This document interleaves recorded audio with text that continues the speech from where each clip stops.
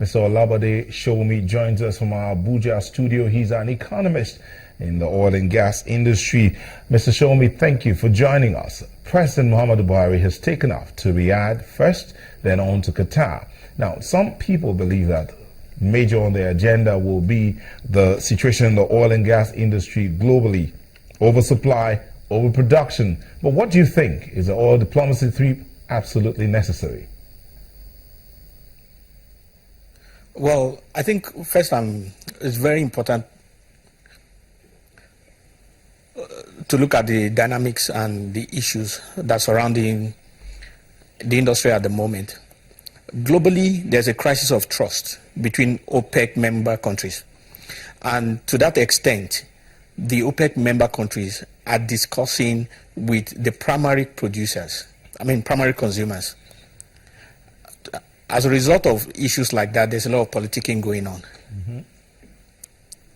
It will not be totally unexpected that the president's visit may be connected with those kind of politics.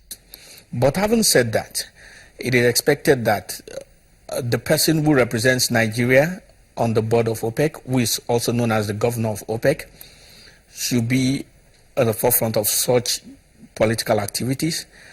The same goes with the minister. It is incumbent upon the president and his advisors to create a platform for dynamic discussions so that people are aware and they know the intrigues that are involved in these things, especially given the fact that oil is a primary stakeholder in directing the economy of Nigeria today. Now, when you say people are aware, are you talking about the Nigerian people? Because the situation right now is such that the 6.8 trillion naira budget of the president is tied, well, as some will say, basically to the oil and gas industry, and the pricing situation right now is volatile. Sorry, could you repeat that question?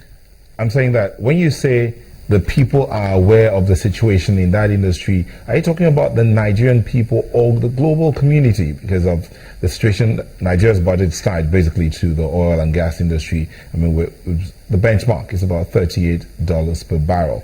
But how would this all play out? So I really couldn't hear that. Okay. When you say repeat, please, the people are aware, are you talking about the Nigerian populace or the global community? Well, to some extent, I'm talking about the global community.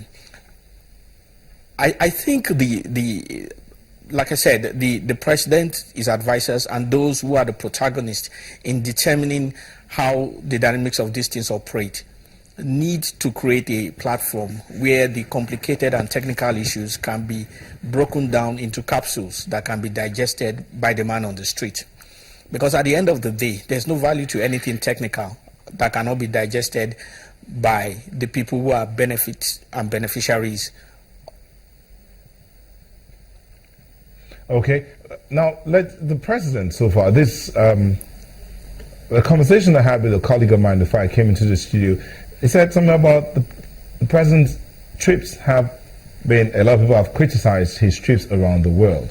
When I asked that question about the necessity of this particular trip, do you think the president can achieve more than the Minister of State for Petroleum has achieved? Because he was in that meeting in Doha last week when they were discussing the situation in the oil industry.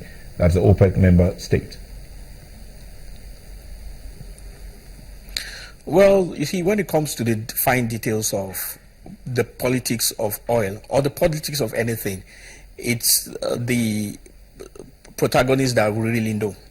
To the extent that they will probably have some kind of strategy in which that will have Nigeria at the forefront, and the dynamics of that strategy may involve the president traveling at this time. Now, I'm just making an educated guess. It's not that I'm fully aware. But irrespective of whatever strategy that they have, irrespective of whatever the ultimate purpose that is going on, they owe everybody some enlightenment. I'll give an example. In 2008, at the global meltdown, when Lehman Brothers and all that was happening, in Australia, the government had their Treasury Secretary appearing on TV and on the major news channels almost every day. And even people who knew nothing about economics were starting to get a feel of this was what the government was doing to be on top of the situation, to the extent that even people who were in the arts had an idea of what the government was doing. The impact of this was that it was only Australia that did not go into full boom recession during that period. What's the point I'm trying to reach at is that irrespective of the dynamics of the politics, irrespective of whatever they are doing, it is incumbent upon the leaders to ensure that the followers are carried along, they are aware, and they can identify with whatever moves that they are making. It is not enough to just say that they are moving and they are working. We want to have a feel, a sense of ownership, that whatever things that they are doing, they seem to be fully aware of it and that they can carry Nigerians along.